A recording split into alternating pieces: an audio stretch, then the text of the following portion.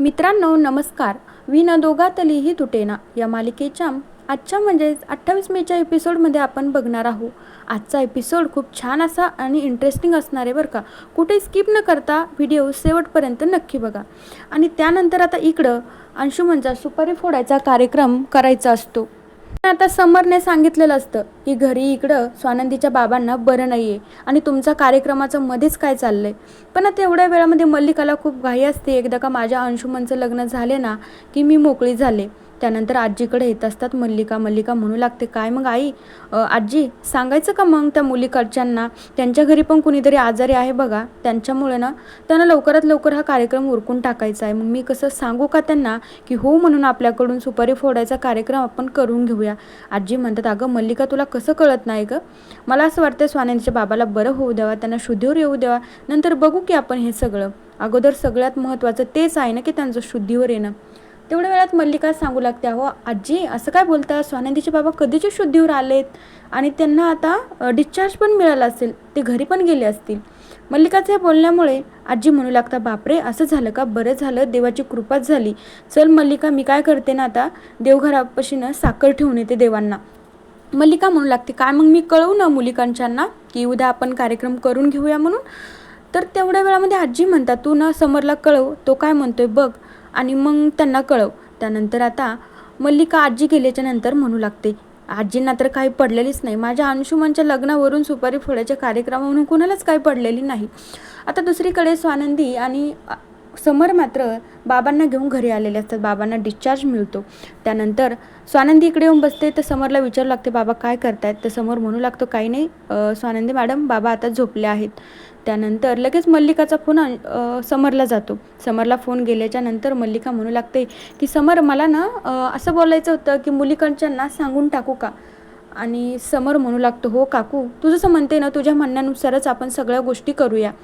तेवढ्या वेळामध्ये मग लगेचच स्वतःहून सांगू लागतो की काकू आता स्वानंदीचे बाबा पण बऱ्यापैकी बरे झाले आहेत, छान आहेत ते, आम्ही घरी पण आलो आहे. तर आता लगेच मल्लिका घुमून फिरून गोष्टी करू लागते, अरे हो समर मला ना तेच विचारायचं होतं, मी त्याच्यासाठीच फोन केला, पण बघ ना या घाई गडबडीमध्ये ना लक्षातच राहत नाही रे. त्यानंतर मग फोन ठेवून देते.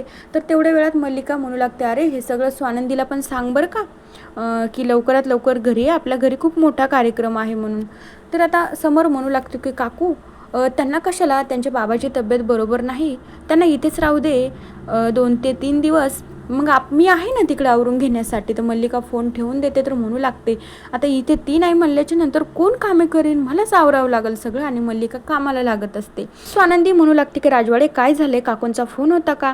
त्यानंतर मग समर स्वानंदीला सगळं सांगतो. तर स्वानंदी म्हणू लागते, चला बरं मग आपण घरी जाऊया, आता आपल्या घरी कार्यक्रम म्हणल्याच्या नंतर सगळं काय हँडल आपल्यालाच करावं लागेल ना. तर समोर म्हणू लागतो, नाही स्वानंदी मॅडम तुम्ही बाबांची काळजी घ्या, मी जातो. स्वानंदी म्हणू लागते, हो राजवाडे जा पण काळजी घ्या बरं का. तर इकडं दुसरीकडे मात्र आता अर्पिता काही दागिने वगैरे सिलेक्ट करत असते मुलीसाठी. पण तेवढ्या वेळामध्ये तिथे मात्र आता काही जण कामं करत असतात. तर काही जणांना घरी बोलवले असतं दागिने वगैरे घेऊन. तर आता मल्लिका सगळ्यावर चिडचिड करत असते की सगळेजण कामाला लागा का बसून खाता, कशाचे पैसे घेता, असं तसं बोलत असते. तेवढ्या वेळात चिंगी तिथं ज्यूस देण्यासाठी येते.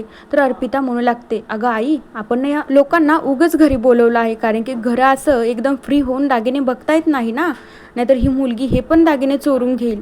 त्यानंतर मग चिंगी म्हणू लागते, नाही मॅम तुम्ही असा का विचार करताय, मी नाही चोरी करणार. तर मल्लिका म्हणू लागते की काय गं इथं काय करते उभा राहून, जा तू काम कर तिकडं. आणि तुला काय वाटतंय मी का तुझी ती वहिनी नाही आहे, मी सगळ्या नौकरांना डोक्यावर वगैरे बसून घेत नाही आहे, तू तुझ्या कामाला लाग, तुला कोणत्या गोष्टीचे पैसे भेटतात ना तेच तू काम कर. चिंगी मात्र रडतच तिथून निघून जाते. तर इकडे स्वानंदी मात्र तिच्या बाबासाठी नाश्ता वगैरे करत असते. म्हणू लागते, बाबा तुम्ही आता खा बरं का, स्वतःची काळजी घ्या, तुम्हाला लवकर बरं व्हायचं आहे. स्वानंदीच्या बाबाला स्वानंदीची सतत काळजी वाटू लागते, कारण की अंशुमनने त्यांना धमकीच तशी दिलेली असती की मी जे काही केलं आहे लॉकरमधून पैसे, दादाची चेन जी मी काढली आहे ना ते कोणालाच सांगायचं नाही, तुम्ही लक्षात ठेवा की तुमची मुलगी ना आमच्या घरात राहते. आता तेवढ्या वेळा स्वानंदीचे बाबा खूप घाबरतात. त्यांना भीती वाटत असते की अंशुमनने माझ्या स्वानंदीला काही करू नये म्हणून. तेवढ्या वेळात स्वानंदीचे बाबा म्हणू लागते की नंदू तुला घरी काही त्रास तर होत नाही ना गं. तर स्वानंदी म्हणू लागते की बाबा तुम्ही असं का विचारताय, मला कळतच नाही आहे.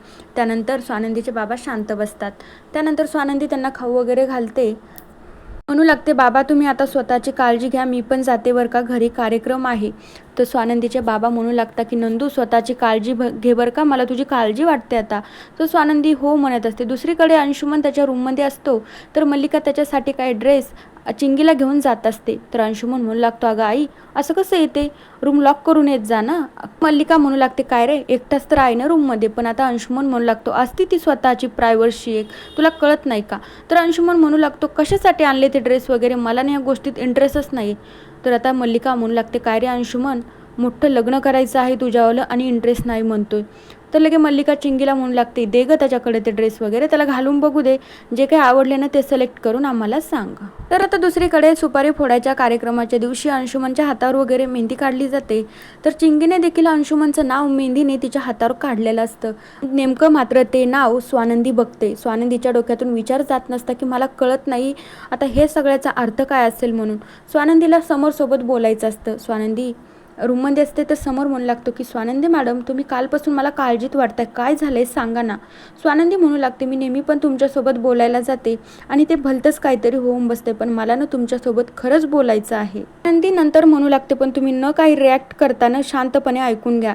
तर समोर म्हणू लागतो, हो बोला स्वानंदी मॅडम. तर स्वानंदी सांगू लागते, मी चिंगीच्या हातावर बघितलंय, तिनं अंशुमनचं नाव मेहंदीने तिच्या हातावर काढलं आहे. तर समरला धक्का बसतो. समोर म्हणू लागतो, काय बोलताय तुम्ही स्वानंदी मॅडम.